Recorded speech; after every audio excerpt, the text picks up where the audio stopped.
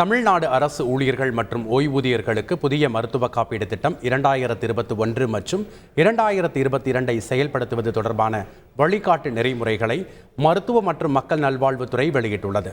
அரசு ஊழியர்களுக்கு 2021 ஜூலை முதல் 2025 ஜூன் வரையும், ஓய்வூதியர்களுக்கு 2022 ஜூலை முதல் 2026 ஜூன் வரையும் 4 ஆண்டுகள் மருத்துவ காப்பீடு திட்டத்தை அமல்படுத்த உத்தரவிடப்பட்டுள்ளது.